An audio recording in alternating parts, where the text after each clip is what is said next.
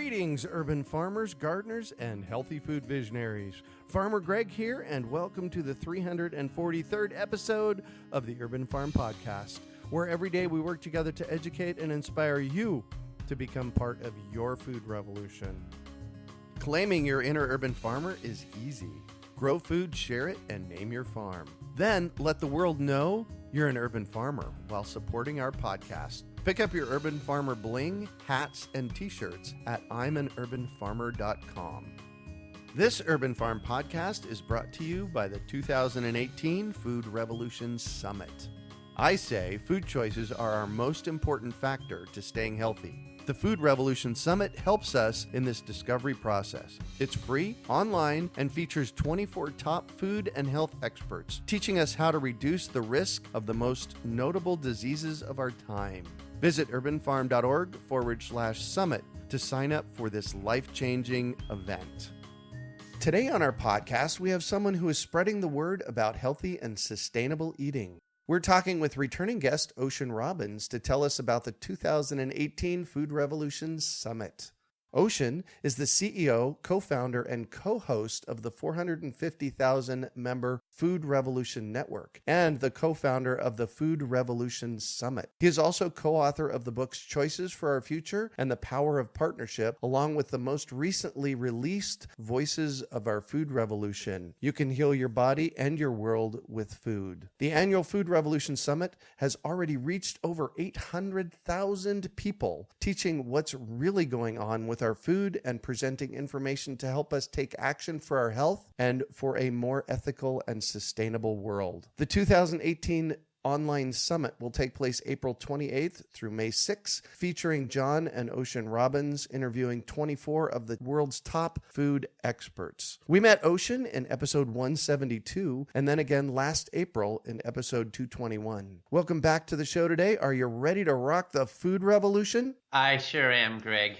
Sweet. So can you bring us up to speed on what's been happening since we chatted last? I will. There's good news and there's bad news. Oh. I'll start with the bad news, actually. The bad news is we've got a toxic food culture where it is considered normal to eat food that is proven to cause cancer, heart disease, diabetes, obesity, that is making us sick. We have a food industry that acts like your health didn't matter as it loads our food up with toxic chemicals and additives and stuff we know is bad for us. And we've got a health industry that tragically acts like food didn't matter as doctors learn next to nothing about nutrition in all of their medical training. But there's also good news, which is that people all over the planet are reclaiming our lives. We're reclaiming our farms. We're reclaiming our menus. We're taking food back into our hands. We are sick of being sick. We are fed up with toxic food, and we're ready for a change. Yes. And that's what the food revolution is all about. It shows up in every domain. We've seen in the last 15 years a fourfold increase in the number of farmers markets and community-supported agriculture programs. Yes. People are turning their lawns into gardens. More and more people are planting fruit trees in their backyards. Yay. People are going plant-based. Just look at this data. Whether you're vegan or not, we can all agree that we want to see more plants eaten in this world. And we know that in the last 3 years, the number of Americans who identify as vegan has increased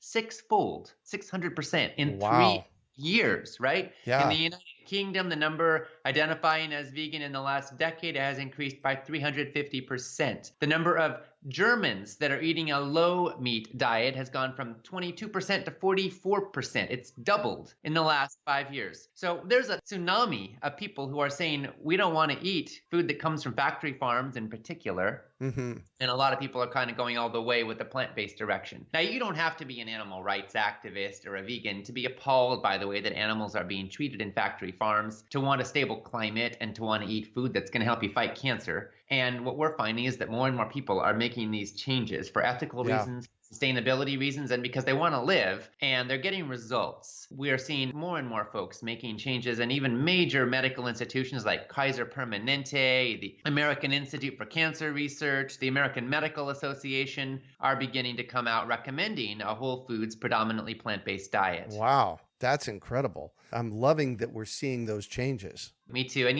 I think we're just getting started because what's happening is we're reaching a tipping point where, healthy food isn't just for hippies anymore. It's not just for some kind of a little fad on the sidelines. It's starting to go mainstream. Even Walmart is asking its suppliers to offer more plant-based products. McDonald's closed 700 restaurants recently. Wow. The same practices that made the food giants of the 20th century become so enormous is going to make them dinosaurs in this century if they don't change, and change fast, because consumer is sick of the status quo. And even mainstream companies are starting to go non-GMO. They're offering more organic alternatives, and they're simplifying their ingredient lists because they're realizing that consumers are sick of seeing 50 chemicals they don't know how to pronounce on an ingredients list, and they lose trust in the company when they see that. So I think this is all really good news, because as bad as things have gotten, as sick as we've gotten, 2/3 of our population is overweight or obese.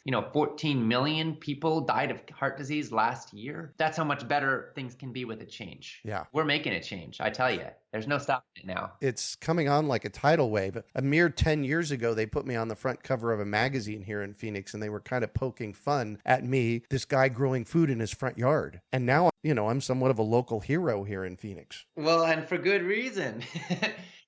I think that growing food is one of the most revolutionary acts on the planet, because we're actually claiming our food sovereignty. We're saying, hey, I don't want to be dependent on greedy corporations or agrochemical companies or Monsanto to feed my family. Yeah. I don't even want to be dependent on a supply chain that requires trucks and ships and people taking food thousands of miles. I don't want to eat food that might have been contaminated with poisons that are neurotoxins, that are endocrine disruptors, that are proven to cause cancer in farm workers or in me. I don't want to eat food that comes from a toxic system. I want to reclaim my food and my health and my life. And more people are taking that stand, and they're growing food, and they're also eating food grown by people, not by big corporations, but actually grown by people, which I think is where CSA programs are also powerful, because you actually get to know your farmer and you build a real relationship with them. That's how food used to be, right? Everyone knew who grew their food if they didn't grow it themselves, and a heck of a lot of people used to grow their own gardens. We've outsourced food more and more into the hands of mega corporate industries that are interested in making a buck regardless of the quality of what they're delivering to us. But thankfully, we're changing that, and the tide is turning, and there's actually more farms in America than there were a couple of years ago. That's because we've finally reversed this trend. Yeah. People actually are realizing small can be beautiful. Well, I'm seeing an age range of all the way from teenagers to retired people that are jumping in and growing their own food, and they're interested for, more than just health reasons. What are you seeing? Oh, it's true. It's so true. I think that the motivations for food revolution are different at different stages of life, typically. Older folks, for understandable reasons, are more interested in health, because Yes. The older you get, the more you're aware of your mortality, and the more adding some extra years of vitality to your life is really appealing. Mm-hmm. Younger folks are not as motivated by that, because most young people think they're going to live forever. They don't literally think that, but they act like it. Yeah. And then at some point along the way, each of us has a brush with our mortality, and we realize, holy crap, if I don't make some changes or live in the right way, it could all be over in the blink of an eye. And then we start to make some shifts. And I think a lot of people say there's kind of two phases to your life: the point at which you think it'll go on forever, and the point at which you realize it absolutely won't. Yeah. So that's one big factor for a lot of folks. And then the other one is ethics, is concern about the world we live in. And younger people tend to be a lot more concerned about animals being tortured in factory farms, the state of our climate. Questions like, are we going to have water or topsoil to grow food 50 years from now? Young people, that's like their lifetime we're talking about here, right? Oh, yeah. When we talk about climate change, they're thinking, oh my God, I know a lot of young people don't even know if they want to have kids, because they're scared about the world that their kids are going to grow into. Oh, yeah. Whereas older folks, not saying older folks don't care, but it's a different motivating set of factors. And the beauty of the food revolution is that it doesn't actually matter that much what your motivator is. Cancer doesn't care whether you stop eating processed meat or sugar because you're concerned about ethics or you're concerned about health, Mm-hmm. but it does care what you eat. And similarly, climate change doesn't care a heck of a lot whether you stop having rainforests cut down to grow soy in order to feed it to livestock in factory farms because you're concerned about heart disease or because you're concerned about the future of the planet. The same changes get the same results either way. So when we choose to eat lower on the food chain, when we choose to eat more organic and more whole real foods, we're taking a stand for healthier farms, healthier communities, a healthier planet, healthier bodies, healthier animals, healthier farm workers, because it's all connected. So can you tell us why that's the case?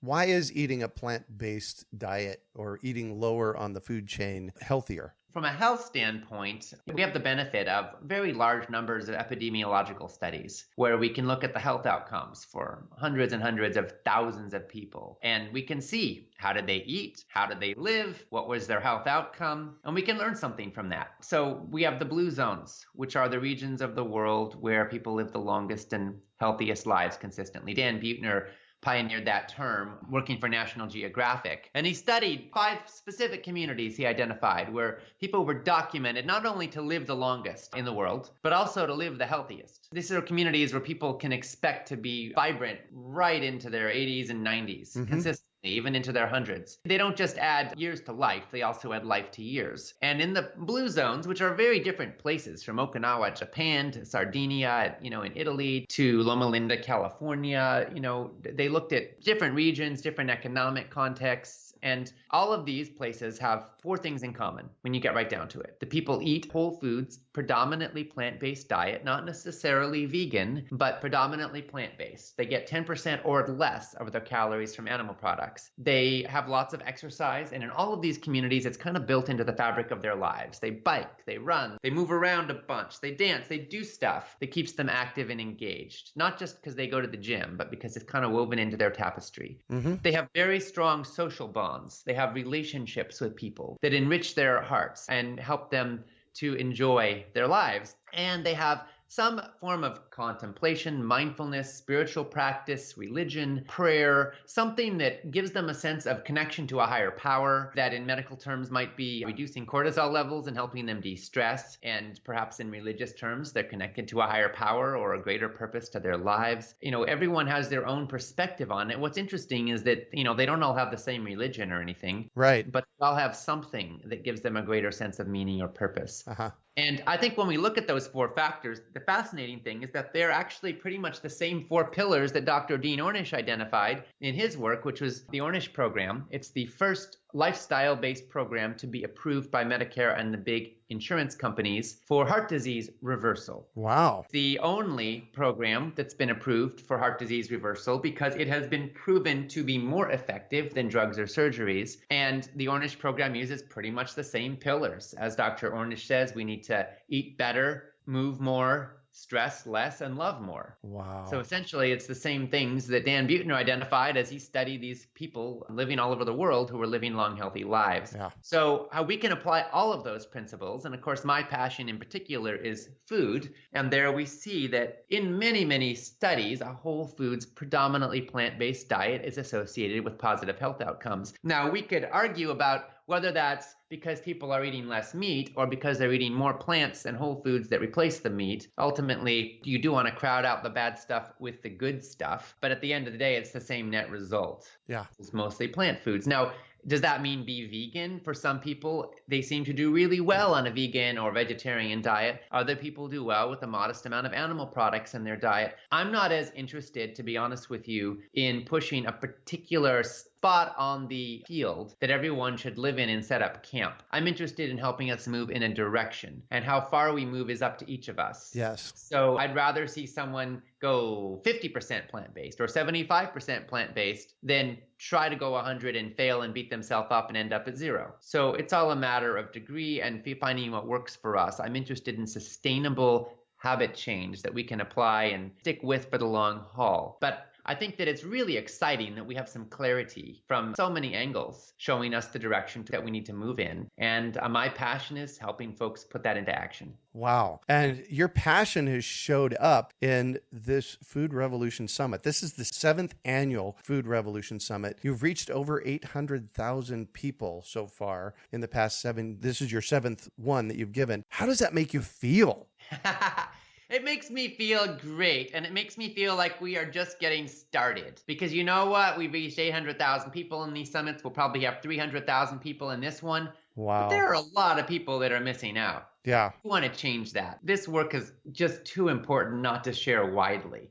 So everybody listening right now, I want to say we need you in this revolution. If you're sick of junk food, if you're sick of toxic food, if you want to see doctors learn about nutrition in medical school, if you want to see schools teach healthy food to kids, if you want to see schools serve healthy food, if you want to see hospitals serve healthy food, if you want to see more gardens, more fruit trees, if you want to see urban planning look at how to grow food in cities, if you want to see the poor have access to and the ability to afford healthy food, if you want to see food stamps count double for vegetables, stop supporting things like soda and sugary junk. Yes. If you want to see less McDonald's and more natural options in low-income communities and for everybody, then this movement needs you. Because we want to see it so that you don't have to choose between paying rent and buying healthy food. We want to see an end to those kinds of deadening deals that essentially condemn the poor to nutritional disasters. We want to see healthy food available to all. And that's what the food revolution is all about to me. I want to see an end to factory farms. I want to see, an end to unnecessary environmental pollution. I want us to have abundant topsoil. And I want to see us have abundant water to grow the food we need for us and all future generations. And we can make this happen. Personally, every time we choose food or choose what we're going to feed our family, and every time we lobby and organize, we can be a part of shifting the dollars and the resources to build a healthy economy. And that's what lights me up. So join us. Join the revolution and join the summit. If I may be so bold as to urge you to sign up. Please. Go to urbanfarm.org/summit. Again, that's urbanfarm.org/summit. And you can join, you can participate, and you can help us spread this revolution so that you get informed, so you have the knowledge from some of the top food experts on the planet to guide your path. And also tell your friends, tell everyone you love, because this is just too important to keep secret. Yeah, it really is. And, recently I've had a couple of my close people pass away from heart-related and food-related issues. And once it starts hitting home, you're right. As you said earlier, we start remembering, I'm going to say that, remembering our own mortality. And it's like, what can we do about it? So this is one step, join the 7th annual Food Revolution Summit. And what else can people do? Oh my gosh. Well, of course you can apply it in your own life. And I want to say that, everyone listening is in a different spot in the journey. Oh, yeah. Some of us really struggle with the addictive pull of certain foods that we know aren't in our best interests. Almost everybody knows we want to eat right, but it can be hard. And I just want to have some compassion for what it's like to live in a toxic food culture where it feels like it takes your whole paycheck to eat whole foods, where it feels like healthy food is for the elite and the privileged. Most of us can't afford to hire a personal chef. We are trying just to freaking make it through the day and keep our families fed and keep the, bank account from going under. And in that circumstance, when it feels like there's too little money and too little time, then it's easy to go to the path of least resistance. Right. The tragic thing is that the path of least resistance is a fast track to suffering and disease and even death. So I want to really alert us to the reality that we cannot afford the status quo. As convenient as it may be, something else is possible. And the beauty is that when you step into the food revolution, you don't just forestall disease. You actually say yes to health and vitality, mental clarity. You have less sick days. You have more wellness. You have more bounce in your step. You have a clearer mind. You don't have a huge lull in the middle of the afternoon because you're well rested, because your body is working the way it was designed to work. That's what I want for you. That's what I want for everyone who's listening. Yeah. So how do you step into that? Well, you can eliminate the worst offenders in your kitchen. find the stuff that you're eating that you shouldn't be and stop buying it. You can change where you shop. Yeah. Shop more from farmers markets, CSA programs, natural food stores, and less from, big junk supermarket kinds of places, and certainly convenience stores.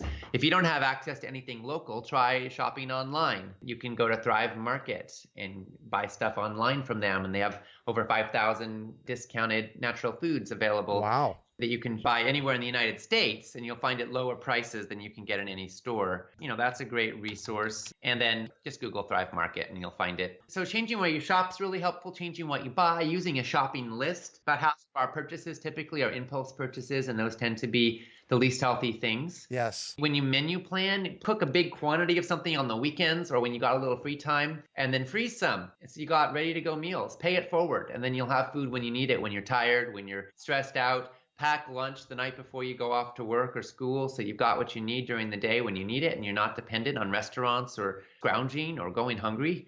Plan ahead when you're going on a trip, so you pack some food. Have some rations. Yes. Nuts and seeds, some trail mix. Yep. Whatever it is, some kale chips, whatever it is that you like, packed up with you, ready to go at any time, so that when hunger strikes or you're out of everything, you've got something to turn to. Yeah. It's a little bit like if you're, planning a trip out into outer space, you don't go without your spacesuit, Oh, right. Of course. And to be honest with you, sometimes it's a little bit like you got to kind of plan ahead, and, you can't just expect to get your needs met at any convenience store. So take care of yourself and build healthy food into your life. And know this, if you find yourself attracted to French fries or Twinkies or, things aren't so good for you, whatever it may be, know that your taste buds can actually change. When you cultivate a love of foods that love you back, over time, you start going steady with them. You build real relationships with them. That's nice. And you stop wanting to date jerks. Yeah. That's been the experience I've had, and a lot of people have had, is that sometimes, the hardest time to make a real change is when you're first starting out, when you're carving a new path. But think of it like water. Water carves rivers. Over time, it can carve the Grand Canyon if you give it enough time. But it all starts with a trickle. And when it first starts raining, the water doesn't know where to go, and it just goes downhill, and it creates a little gully. And if you've ever gardened, you probably have experienced that you can control where water goes by giving it little ditches and, pathways, so that when you get a big storm, you don't have your whole garden flooded. And my experience is that food is similar to that cultivating healthy habits is similar to that. When you create a clear, defined pathway, then it gets easier and easier to stick with it. Yes. And most of us have grown up with habits that quite frankly suck compared to what we want for our lives. Right. Creating healthy habits is one of the most powerful things we can do. You do not want to depend on willpower to see you through tough times. You want to depend on habits to see you through tough times. And the right use of willpower is forging those habits. It's digging the gully that the water's going to go down. You actually do it on a dry day. When it's not pouring rain, you decide where you want the water to go. And then when it rains, you just watch it go where it's supposed to. And the more it rains, the more it goes down that pathway, because that's what you set up. Yeah. As you were speaking, there were multiple things that you shared that correlated, that they sing to me. One of the things is, a few years ago, I was on a trip to San Diego from Phoenix in my car, and I failed to plan some food, and I stopped at a Burger King, and literally I walked in the door, and it's like, there's nothing I can eat here. And that was a pivotal moment for me. It's like, all right, next time I travel, I got to make sure that I take my Gorp. I got to make sure that I take my goodies and make sure I plan ahead. So that's key. Yes, absolutely. We do. You plan ahead and you build the systems. Yeah. You know the old saying, if you fail to plan, you plan to fail. Yep. And there's no place that's more true than food. Yeah. Well, and the other thing is, Heidi and I, when we make dinner, we usually make dinner together. We always plan for 2 nights. So we'll make enough food for tonight and tomorrow night, which it's really simple planning that way. Absolutely. And it sure saves some time. It doesn't take nearly twice as much time to make twice as much food. Exactly. So 7 years with this event, and what kind of changes and results are you seeing out there out of the work that you've been doing with the summit? Our work is very broad. We don't have a clear way to track every result that happens. We just figure we're planting a lot of seeds, and some of them are sprouting, and that's wonderful. But we get a lot of letters. Call them anecdotal if you wish, but I guess the plural of anecdotal is data. Oh, yes. We're kind of getting there. We've heard from a lot of people who have changed their diets and changed their lives and gotten results. I don't take credit for all that. I think we're part of a movement. Yes. Shifting the course of history. And, one of the people who inspires me in this movement is Craig Watts. He was a chicken farmer, factory farmer in North Carolina. And he inherited land his family had owned for 200 years. And he put in, a bunch of chicken barns and had hundreds of thousands of birds. He signed up with Purdue, and Purdue gave him baby chicks and the feed and all the sort of strategy. They would monitor him every week to make sure he was doing what he was supposed to do. And then they'd buy the chicken at the end, and they paid him about 5 cents a pound for the finished chicken. Wow. He was told to give his birds what amounted to less than a square foot per bird. Now, a chicken wingspan is 30 plus inches. So this means the birds could never open their wings. He was forbidden. He was in contract from ever giving them any access to fresh air or to light, because that would stimulate them to move too much. That would reduce the feed conversion ratio. The chickens were bred to have massive breasts, so big that they couldn't walk. They were morbidly obese. So they would just fall to the ground and lie in their own manure. The facilities were cleaned about every 3 years. So there were many generations of feces under the birds. Oh my gosh. Just lying there, and their feathers would rub off and their skin would turn raw red because they were just festering in manure, lying there unable to walk, unable to lift their wings. And this was the standard practice. He hated it, but he was doing it because he had to feed his family and keep the lights turned on, and this was the business he'd signed up for. And then he saw an ad in which Jim Purdue talked about how they raised their chickens so humanely and with so much love, and the chickens were so happy. And he was like, well, not only am I cruel, but if I don't say anything, I'm also a liar, and that's going too far. So he invited an animal rights organization to come in and film what was actually happening at his farm. He said, just take a look. Wow. And he was a top producer. Purdue gave him all these awards. He was just doing great as far as they were concerned. He was following all the rules. And he showed what a farmer who follows all the rules is doing. Then this broke to the world, and millions of people watched the videos, and Purdue was not happy with him one bit. A short time later, he exited the Purdue system. He now has row crops growing on his farm. He's become a consultant who helps factory farmers transition to more sustainable methods, and working for an organization that's their whole focus. So, Craig Watts to me is like an example of somebody who had some guts. To tell the truth about what's happening, even at enormous risk to his own livelihood, and then to make a change in his own life because he couldn't ethically condone being a part of a system that was torturing animals and creating food that was fueled in such misery. And that's an example of a food revolutionary that might be an unlikely suspect. You wouldn't expect a factory farm operator from North Carolina to be one of the heroes of our movement, but Craig Watts is. And, there are so many others, and I feel like we're just part of as you said earlier, a tidal wave of people who are participating in creating change. And it's spreading far and wide and fast and furious, and we're seeing the results. In Los Angeles school systems, they've implemented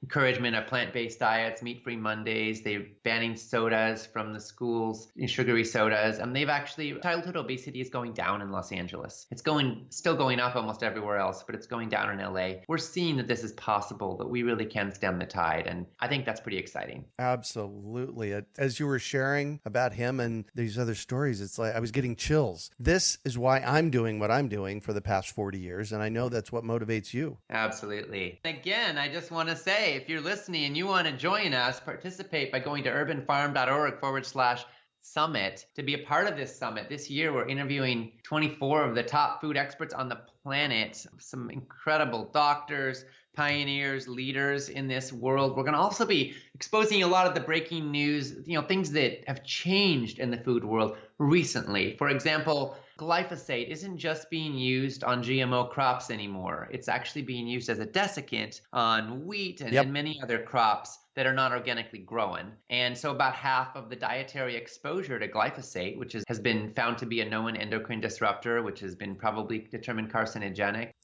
which is patented as an antibiotic by Monsanto, which may disrupt the bacteria in your gut. Wow. Glyphosate is about half of our exposure is now coming from non-organic crops that are not genetically engineered. Plus, we've got a whole new wave of GMO crops coming down the pipeline. We could see, instead of just, corn, soy, cotton, sugar, and canola, which are the big five right now, we could see 10, 20 crops being GMO that are in widespread use within the next few years. So it's really important to be informed about this stuff so we know what's going on and how we can protect our families from toxic food. We're also seeing a lot of continued breakthroughs around the science of food and health, around all the controversial issues like fat, and is fat good or bad? Like carbs, are carbs good or bad? Right. What are the real superfoods? What are the foods you should eat a ton of that have been proven to fight dementia? We're seeing a lot of breakthroughs on dementia, by the way, and Alzheimer's. We used to think it was a one-way street, that once someone was diagnosed, there was only one way they could go, which was towards death. But we have actually seen in some cases now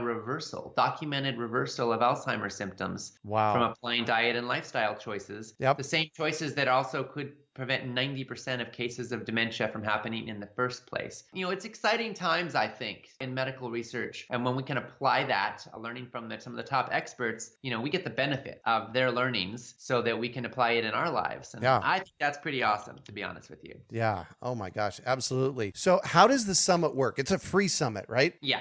Absolutely. So how does it work? Well, you sign up, you join in for free every day for a week. We're going to broadcast 3 more interviews with some of the top food experts on the planet, from Dr. Dale Bredesen and Joel Furman and Daniel Amen, Neil Barnard, Dean Ornish, to aspiring leaders like Vani Hari and Chris Carr and Susan Pierce Thompson, Vandana Shiva, Joel Kahn. Wow. Great, amazing team of folks. So got them all together. You can listen in for free at the time of broadcast, and then every interview is up for 21 hours of replay afterwards until the next day starts. And we kind of take people on a journey. Mm-hmm. Every day has a theme, and we're taking them through brain health, food and cancer, food and cardiovascular health, safe food, and what's going on to some of the hidden toxins in our food supply and how we can protect ourselves and our family, sustainable habit change, how you can apply what we're learning in your life in a way that really sticks. We're going to look at all these things and, how you can be a food revolutionary and what the science says about some of the areas of controversy and what leading edge doctors agree on that we all know is right. So we'll look at all that stuff and then we'll help you take it home and apply it in your life. Every day we have a recipe of the day in the summit. So you get a fun recipe. There's a whole community of,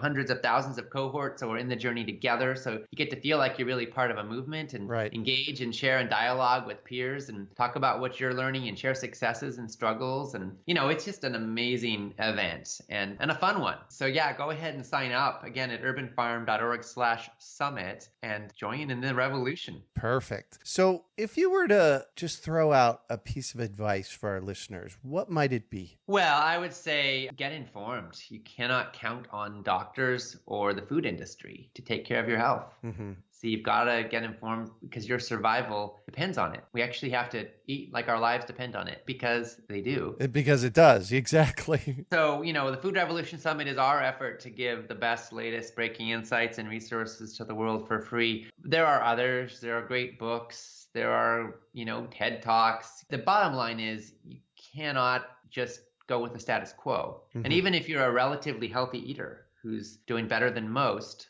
don't settle for what's easiest because we've got to keep moving. The key is to build momentum and then keep growing and developing. I grew up eating pretty healthy, but when I look at my diet when I was a kid now with what I know now. Oh, I know. I was vegetarian, but, I didn't eat nearly as many vegetables, nearly as much mushrooms as I do now. I ate a heck of a lot of pasta and, a lot of oils and things that I now know are not optimal. We're constantly learning more about how we can apply healthy eating principles that really stick. Yeah. About what are the foods you got to avoid if you want to really, fight cancer and heart disease and dementia. It's a constant learning journey. So let's keep the learning going and keep applying what we learn so that our health can be something we safeguard and cherish. Beautiful. Well, thank you so much for joining us on the show and sharing your passion with us today, Ocean. My pleasure. Thanks for having me, and thanks for fighting the good fight and living the good life and inspiring so many people, Greg. Absolutely. So for more information on the 2018 Food Revolution Summit and to register, visit urbanfarm.org/summit. You can also find all of Ocean's interviews and a link to the upcoming Food Summit, along with show notes from today's podcast at urbanfarm.org/summit. We are your urban farming resource. You can find our podcasts on iTunes, Google Play, Stitcher, and iHeartRadio. Also visit urbanfarm.org to find articles, podcasts, webinars, courses, and more. Well, that's it for today. Thanks for joining us on the Urban Farm Podcast. Claiming your inner urban farmer is easy. Grow food, share it, and name your farm. Then let the world know you're an urban farmer while supporting our podcast. Pick up your Urban Farmer bling, hats, and t-shirts at imanurbanfarmer.com. My intent with the Urban Farm Podcast is to educate and inform. So when I find a particularly good opportunity, I want to share it with everyone. The 2018 Food Revolution Summit is one of them. As you listen, you will be informed, inspired, and motivated to improve your health. You'll get cutting-edge insights and information from 24 of the top food and health experts in the world. Hosted by my friend Ocean Robbins, with interviews conducted by best-selling author John Robbins. This annual, week-long online event is free to attend. You will learn from experts you can trust about how to improve your health and reduce your risk of chronic disease. Sign up at urbanfarm.org/summit to join the revolution. We hope you enjoyed today's episode of the Urban Farm Podcast. Remember to listen for tips, advice, and resources to help you on your journey with urban farming. You can find us on the web at urbanfarm.org or send us an email to podcast@urbanfarm.org. In the words of Vincent van Gogh, great things are done by a series of small things brought together. Be encouraged that with each lesson learned and skill developed, you are one step closer in the direction of your dreams.